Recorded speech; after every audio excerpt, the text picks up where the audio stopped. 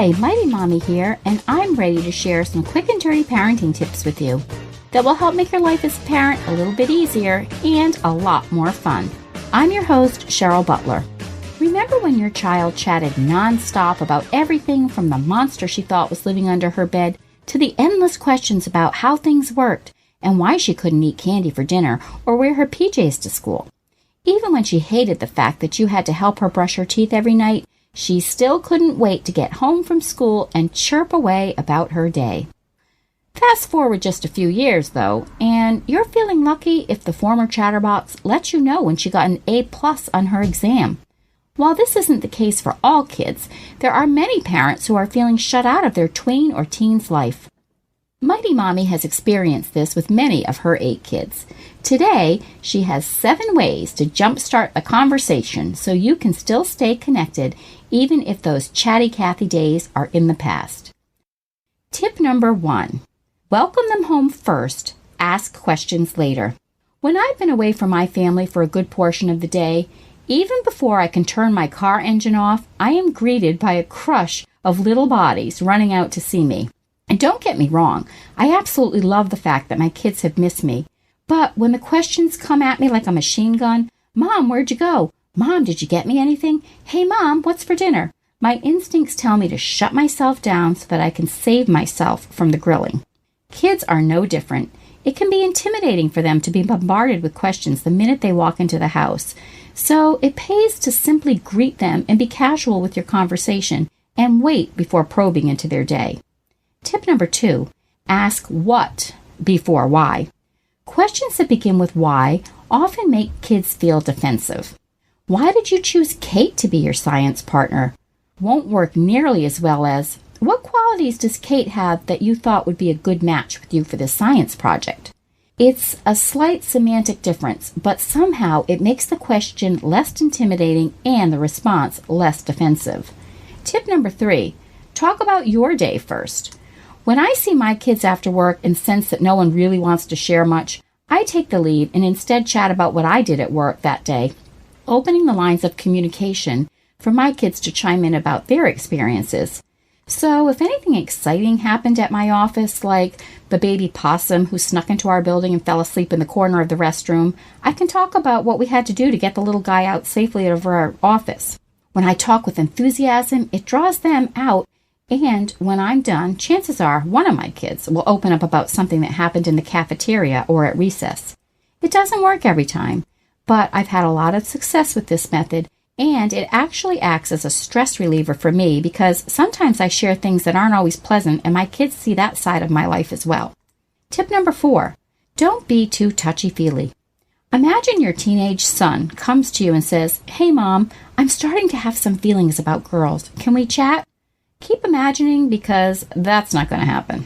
It can be scary or embarrassing for him to bring up such a personal, touchy topic. And a lot of topics are touchy to kids at this age, so instead of probing, try some tactful questions instead. Open with something non-specific. It seems like you're upset. Do you want to have me guess what's bothering you? Then ask your child to tell you if you're close or completely off track with your guesses.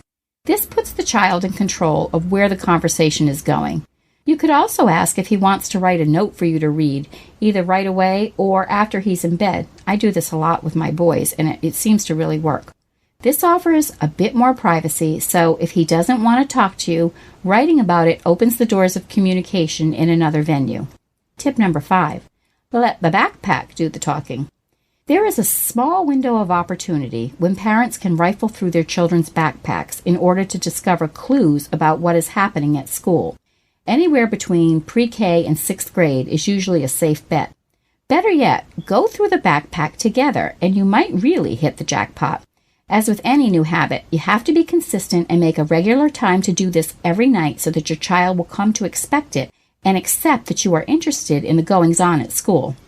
Look at homework assignments, graded tests, newsletters, weekly planners, basically anything that gives you a glimpse into your child's school life. But don't stop there.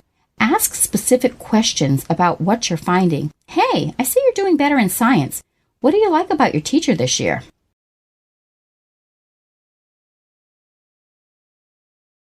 Tip number 6, gather around the table. Study after study shows the benefits of gathering together for a family meal on a regular basis. Not only does this give you the time to reconnect after a busy day, it's truly an opportunity for some good old-fashioned conversation. If your family is always on the go and not used to breaking bread together, try to ease into the new habit by working in just 1 or 2 meals as a family. Make the focus on togetherness, not on serving a 5-star gourmet dinner. Your kids may grumble about it at first, but more often than not, deep down, they'll come home to enjoy this time because it gives them a chance to be heard. And tip number 7, be available. Parents who have close relationships with their teens often attribute this closeness to their willingness to be available if their teen signals a desire to talk, even if it's late at night and she tells you the boy she's had a crush on for the past year has just asked out her best friend. This can be difficult if you work long hours and get home late, or if your teen has a busy schedule like so many do, with sports and activities that don't allow for regular time together at meals or before bed. But you know what? Teens who feel that other things are more important to their parents often look elsewhere when they're emotionally needy. So make every effort to stay connected no matter how little time you have each day together. Here are 15 questions to ask your child about school if you're looking for some open-ended ways to get conversation started. And years ago I came across this and I've modified it, which works for most age groups. Number 1, you could ask, what was your favorite part about school today?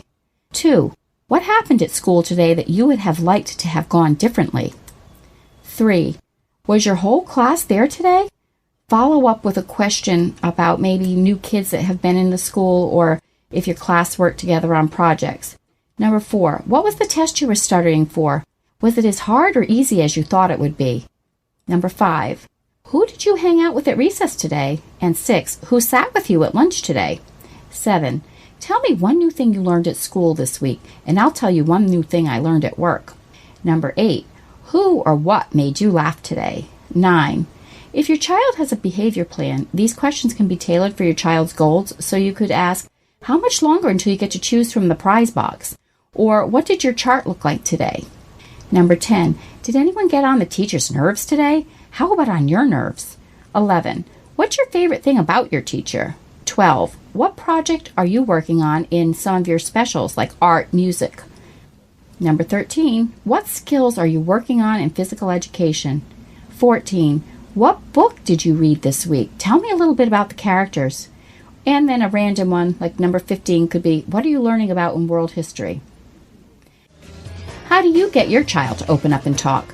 Share your thoughts in the comments section at quickanddirtytips.com/mighty-mommy or post your ideas on the Mighty Mommy Facebook page.